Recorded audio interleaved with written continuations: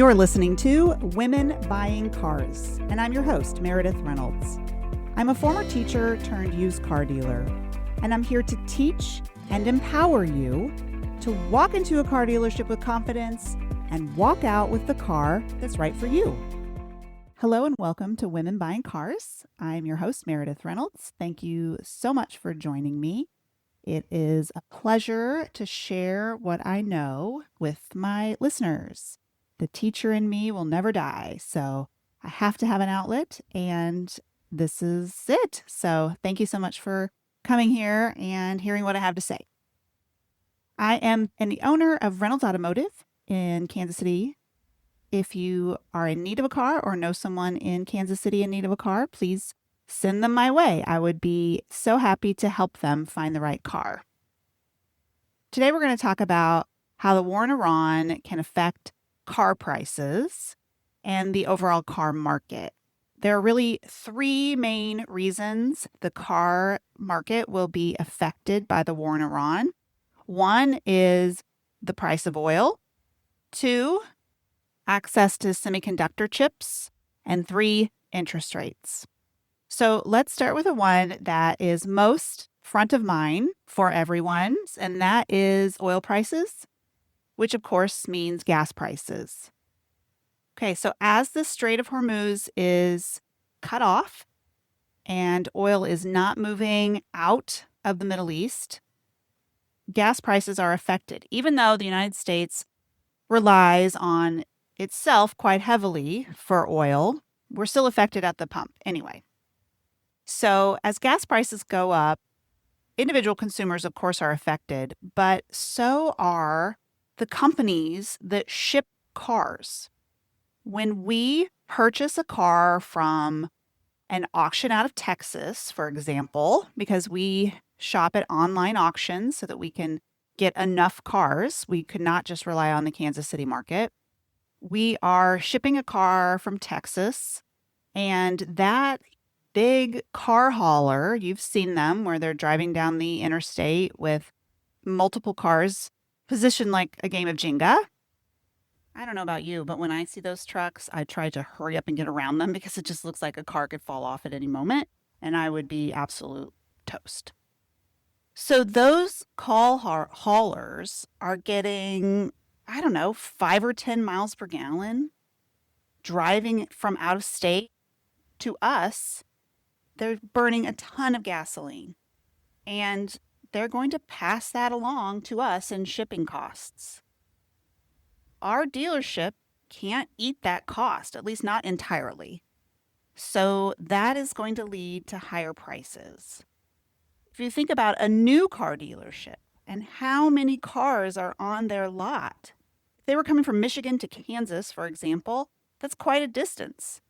And it's going to take several of those trailers to get new cars on the lot.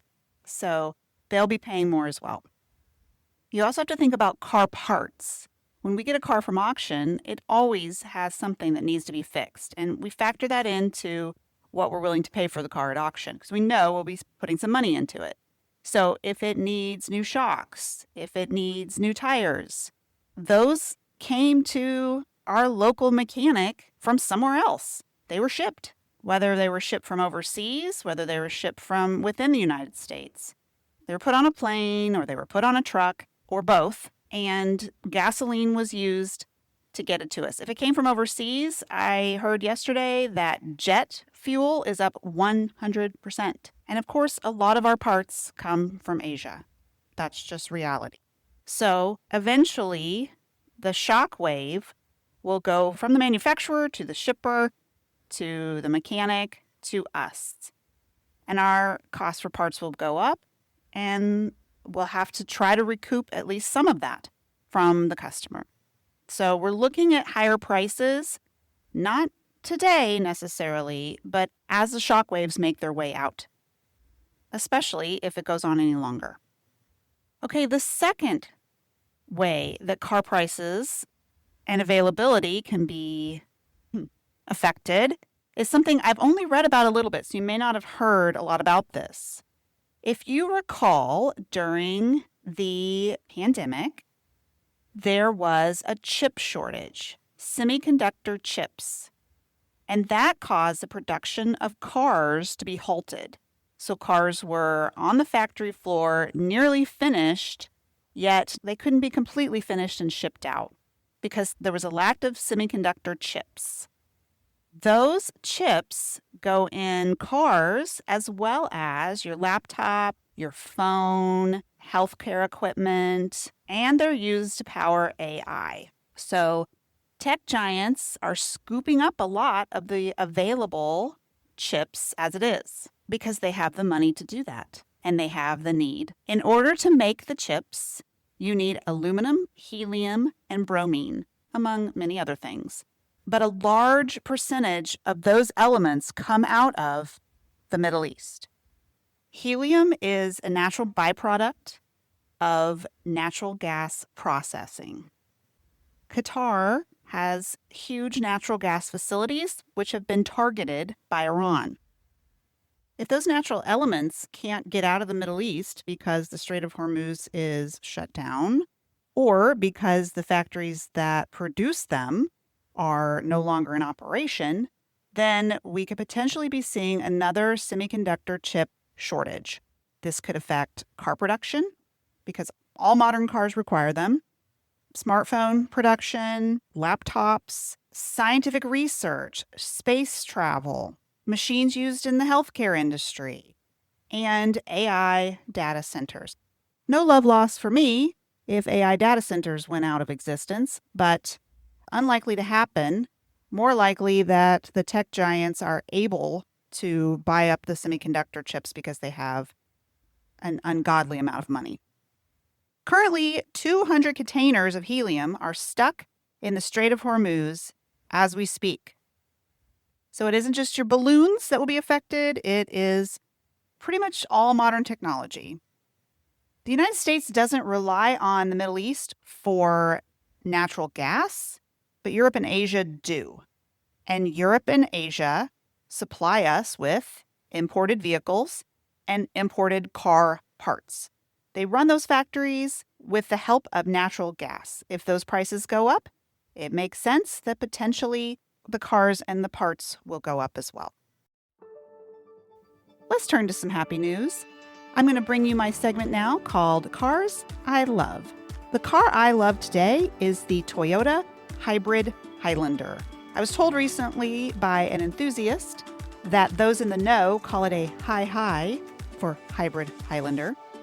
He's the only person I've ever heard say that, so I don't know. Maybe he just made it up. Anyway, this is a 3-row SUV that comes standard as all-wheel drive. It is a hybrid, so you are burning gas, but less of it. The battery portion does not need to be plugged in. You just drive like normal, and when you apply the brakes, it sends energy back to the battery. So that's how it charges back up. As a result, you get better gas mileage in the city than you do on the highway. In a 2019, I just picked 2019 because we currently have one on our lot, you can expect about 30 miles per gallon in the city and 28 on the highway, even though it's a V6. So you're going to have a lot of power. Looking at a brand new one, 2026 model, you would be getting about 35 miles per gallon. And it's said in both the city and the highway. I'm not sure how that works. But better gas mileage, really exceptionally good gas mileage for a large SUV. It holds 7 or 8, depending on if you have 2 bench seats in the back or 1 bench seat and 2 captain's chairs, my personal preference. It has very high safety ratings, 5-star safety ratings, at least on the 19 and the 26. Depending on the trim level, you can get some really great luxury features, heated and air-conditioned seats, heated back seats, panoramic sunroof, heated steering wheel. Again, that's trim level dependent. A downfall is that third row, like many third row SUVs, is a little cramped in the legroom department. Compared to the Kia Sorento Hybrid and the Hyundai Santa Fe Hybrid, it has less legroom in the third row. If you would love a Highlander but need more space, they make a Grand Hybrid Highlander. That will give you more legroom in the third row and more cargo space. Currently, I said we have one. It is black and the interior is saddle brown, which is my favorite.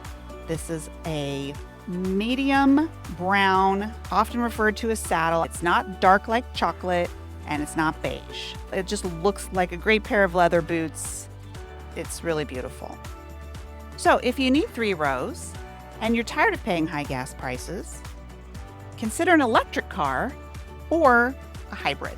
And in this case, I recommend the Toyota Hybrid Highlander. Now let's get back to the show. The third way that car consumers can be affected by the war is through increased, or at least not decreased, interest rates. Someone's getting a loan on a car. The interest rate has a major impact on how much they pay for that car in the long run. At the end of 2025, it was projected that interest rates would be coming down in 2026.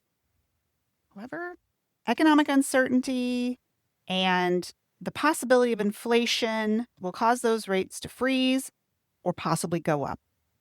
That greatly affects our business because consumers are more likely to say, let's hold off on a car until interest rates are lower. Same with home sales, of course.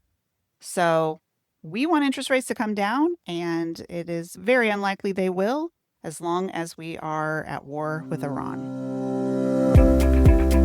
Thank you so much for listening. I really appreciate it. If you could please give me a 5-star review, that would greatly help me grow the show. And please share this with someone you know. If you live in Kansas City, please come see me at Reynolds Automotive. I'd be happy to help.